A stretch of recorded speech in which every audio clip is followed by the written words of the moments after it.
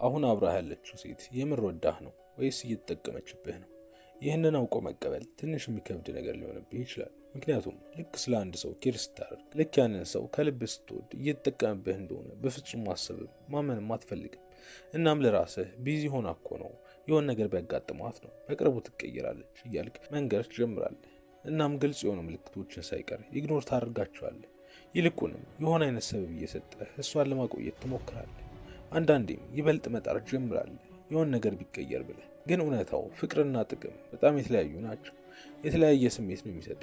አየህ፣ አንዱ ቀስ በቀስ ይገነባል፣ ሌላኛው ደግሞ ቀስ በቀስ ያዳክመዋል፣ ህይወትን ወደ ታች ይወስዷል። እናም አደገኛው ፓርት ደግሞ ምንድን ነው ካልህ፣ እየተጠቀመችብህ ከሆነ ብዙ ጊዜ በግልጽ አለማሳየቷ ነው። በትናንሽ ነገሮች በጊዜ ብዛት ነው ይህ የሚፈጠረው። ከዛም ልክ ባስተዋልከው በነቃ ሰዓት ኦልሬዲ ብዙ ነገር ኢንቨስት አድርገባል። ታዲያ እነዚህን ነገሮች ሎጂካሊ ለማየት ሞክር። ከዛ በፊት ግን የሴቶች ድክመቶች የሚለው መጽሐፌ ስለ ሴቶች ብዙም አታውቃቸውን እዚህ ላይ ማላወራቸው ነገሮች አካትቼ ስለወጣሁት አሁን ነው ከታች ባለው ሊንክ ቴሌግራም ላይ ማግኘት ትችላለህ። እና አሁን እየተጠቀመችብህ እንደሆነ ከምታውቅባቸው መንገዶች መካከል አንደኛው የሆነ ነገር ስትፈልግ ብቻ ወደ አንተ የምትመጣ ከሆነ፣ በተለይ አሁን የምነግርህን ፓተርን ካስተዋልክባት ይህ ትልቅ ማስጠንቀቂያ ነው። ለምሳሌ ቴክስት የምታደርገው የሆነ እርዳታ ስትፈልግ ወይ ሲደብራት ነው፣ ወይ ትኩረት ስትፈልግ ከአንተ እንደምትወዳት ማረጋገጫ ስትፈልግ ነው። ከዛ ግን ልክ አንተ የሆነ እርዳታ ስትፈልግ፣ ማዋራት ስትፈልግ፣ ወይ የሆነ ጠለቅ ያለ ነገር መገንባት ስትፈልግ ትጠፋለች። ይህን ካየህባት ግንኙነት ለመገንባት እየጣረች እንዳልሆነ ማወቅ አለብህ። ይልቁንም ለእሷ ደስ ሲላት ብቻ እንደ መጠባበቂያ እያስቀመጠች ነው። አንዳንድ ወንዶች ጥቅም ሲባል በገንዘብ ብቻ ይመስላቸዋል። ለሴቶች ግን እሱ ብቻ አይደለም። ቅድም የጠቀስኳቸውን ሁሉ መልሰው ለአንተ የማያደርጉልህ ከሆነ እየተጠቀሙብህ ነው። ለምሳሌ አንተ ወድሻለሁ እንድትላት ትፈልጋለች። ከዛ ግን መልሰው ለአንተ የማትልህ ከሆነ ኢጎዋን ለመሙላት እየተጠቀመችብህ ነው። ወይ ደግሞ ሲደብራት ከሆነ የምታዋራህ ድብርቷን ለማጥፋት እየተጠቀመችብህ ነው። የእሷ ህይወት አንዱ አካል ሳትሆን ልክ የሆነ ነገር ስትፈልግ የምትመጣበት ቦታ ነህ። እናም ልክ የፈለገችውን ስታገኝ መልሳ ትርቃለች። እሺ፣ ይህ ደግሞ ወደ ሁለተኛው ሀሳቦች ይወስደናል። እሱም በመሀላችሁ ያለው ጥረት በአንድ በኩል ብቻ ከሆነ ነው። ነገሮችን የምታነሳሳው አንተ ነህ። ፕላን የምታደርገው፣ መጀመሪያ ቴክስት የምታደርገው፣ በአጠቃላይ ለወሬያችሁ ህይወትን የምትሰጠው፣ ነገሮች እንዲቀጥሉ ለማድረግ የምትጥረው አንተ ነህ። እናም ይታወቃል፣ አንተ መጣርህን ካቆምክ ሁሉ ነገር እንደሚያቆም ታውቃለህ። ከዛ እሷ ግን ያው መልስልሃል። ነገር ግን ብዙም ጥረት አታይባል። ይህ ደግሞ የሆነ አይነት ኢሉዥን ይፈጥራል።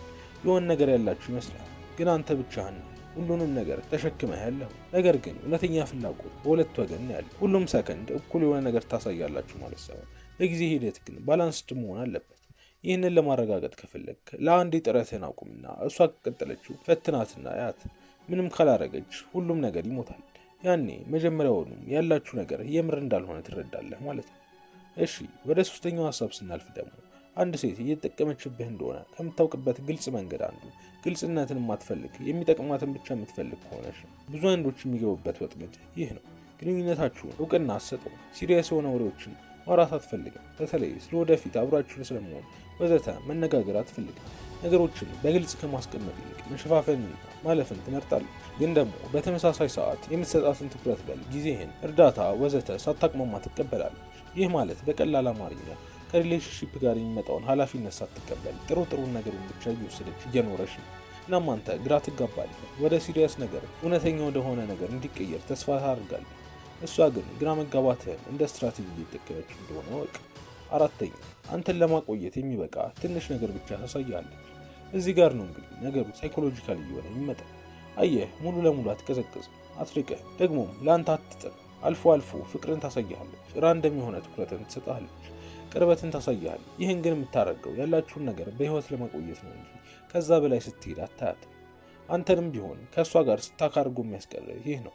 ምክንያቱም ልክ ተስፋ ልትቆርጥ ስትል አይምሮህ አየህ ኬር እኮ ታደርጋለች ብሎ ያሳያል። ግን አልፎ አልፎ የሚመጣ ጥረት፣ ትኩረት፣ መቀራረብ ሳይሆን ወጥነቷ ነው ፍላጎቷን የሚያሳየው። ማንም ሰው ቢሆን አልፎ አልፎ መገኘት አያቅተው። ግን ትክክለኛ ግንኙነት አልፎ አልፎ ሳይሆን ሁሌም ነው። አምስተኛ፣ ባላችሁ ግንኙነት ውስጥ ዋጋ እንዳለህ አይሰማህም። ይልቁንም ሁሌም እንዳደከመህ ነው። ያላችሁ ነገር ፍቅር እንዳልሆነ ትልቁ ውስጣዊ ምልክት ይህ ነው። ልክ የምር ስለአንተ ከምታስብ ሴት ጋር ስትሆን የተከበርክ ያህል ይሰማል፣ ትረጋጋለህ። በዛው ልክ ደግሞ ኢነርጂ ይኖራል። የሚያደክም የሚያሰለች አይሆንብህ። ነገር ግን እየተጠቀመችብህ ከሆነ ሁሌም ግራ እንደተጋባህ ነው። እርግጠኛ ሆነ አታውቅም። ሁሌም ኢነርጂ እንደተሟጠጠ ነው። እናም ሁሌም ማሰብን ትቀጥላለህ። ምንድነው ያረኩት? ምንድነው እያረኩ ያለሁት ስህተት? ምንድነው ማስተካከል ያለብኝ እያልክ ታሰላስላለህ። ነገር ግን ችግሩ ያንተን ይበልጥ መጣር የሚጠይቅ አይደለም። ይልቁንም ያላችሁበት ሁኔታ የተገነባው ኢምባላንስ ላይ ነው። በእሷ በኩል ጥረቱ በጣም ትንሽ ነው፣ በአንተ በኩል ደግሞ ብዙ ነው። ይህንን ችግር ደግሞ ይበልጥ መጣርህን እንደማይፈታው ግልጽ ነው። እሺ ወደ ስድስተኛው ሀሳብ ስናልፍ ደግሞ ልክ መስጠትን ስታቆም የምትጠፋ ከሆነች ነው። ይህንን ፈተና ብዙ ሰዎች አይፈልጉትም። እስኪ ግን ጥረት ማድረግህን ቆም አድርገው። ነገሮችን ማነሳሳትን አቁሙ። ከሚገባት በላይ መስጠትህን አቁም። ከዛም ምን እንደሚፈጠር የምር ስላንተ የምታስብ ከሆነች መጥፋትህን ታስተውሏለች፣ ተመልሳ ትመጣለች።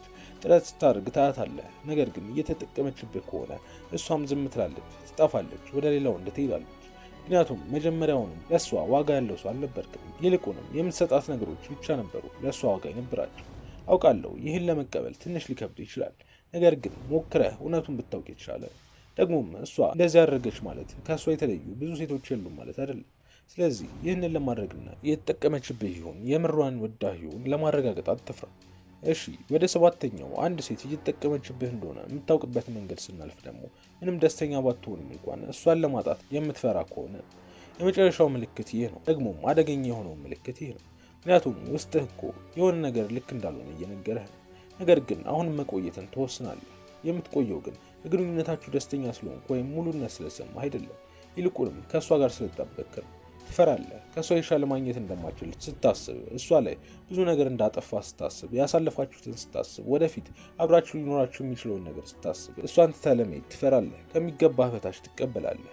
እንደዚህ እየተጠቀመችብህ ትቀጥላለች ማለት ነው። እናም አሁን ብዙ ሰዎች የማይሉትን አንድ ነገር ልንገርህ። አንድ ሰው የሚጠቀምብህ ከሆነ የዛ ሰው ስህተት ብቻ አይደለም። ምክንያቱም ይህንን የሚያደርገው አንተ ስለፈቀድክለት ነው። የምታሳይህን መጥፎ ባህሪያት ባላየ የምታልፍ ከሆነ፣ በአንድ በኩል ብቻ ያለን ጥረት ተቀብለህ የምትኖር ከሆነ፣ በግራ መጋባት የምትቀጥልና ምንም ድንበር የማይኖርህ ከሆነ፣ እሷን እንድትጠቀምብህ ምርጥ መንገድ እየከፈትክላት፣ ይህ የአንተ ጥፋት ነው እያልኩ አይደለም። ነገር ግን ይህንን ነገር መቀየሩ የአንተ ኃላፊነት ነው። ስለዚህ አሁን ምንድነው ማድረግ ያለብኝ ካልክ፣ የመጀመሪያው ነገር እሷ ላይ ከሚገባት በላይ ኢንቨስት ማድረግህን አቁም። ጥረቷን ማች አድርገው። ሁሉንም ነገር አንተ መሸከም የለብህ። ሁለተኛ ደግሞ ግልጽ እንድትሆን አድርጋት። ይህን እንዳልፈለገች ካሳየች መልስን አገኘህ ማለት ነው። ሶስተኛ ደግሞ ከቃላቷ ይልቅ ከምትነግርህ ነገሮች ይልቅ የምታደርጋቸውን ነገሮች ተመልከት። ማንም ሰው አስብልሃለሁ፣ እወድሃለሁ ሊልህ ይችላል። ከዛ ግን የምር በተግባር የሚያሳዩ በጣም ጥቂት ናቸው። አራተኛ ደግሞ ጥላሃት ለመሄድ ፍላጎት ይኑርህ። እንደ ማስፈራሪያ ወይም እንደ ጨዋታ አይደለም። ይልቁንም ራስህን ማክበር ነው። ምክንያቱም አንድን ነገር ለማጣት ፈቃደኛ በሆንክበት ቅጽበት ያ ነገር አንተ ላይ ያለውን ቁጥጥር እንዲሁም ኃይል ማጣቱም አይቀርም። እናም እውነታውን ስነግርህ የምር የምትወድህ ከሆነች ራስህ እንድትጠይቅ አታረግህም። ኢነርጂህን አትጨርሰው፣ አታደክምህ፣ ግራ አታጋባህም። ዝም ብላ ከአንተ አትወስድም። ይልቁንም የምትሰጥህ ነገሮች ይኖራሉ። ስለዚህ ይህንን አስታውስ። ፍቅር ከሆነ ምን ቢፈጠር ሰላም አለ። ጥቅም ደግሞ ከሆነ ሁሌ ግራ መጋባት ብቻ ነው። እናም ይበልጥ በዚህ ሁኔታ ለመቆየት ስትፈቀድክ ይበልጥ ዋጋ እንደሚያስከፍልህ እወቅ። ከታች ባለው ቴሌግራም ቻናሌን ተቀላቀል። እንዲሁም ላይክ እና ሰብስክራይብ በማድረግ ድጋሚ እንገናኝ። ሰላም።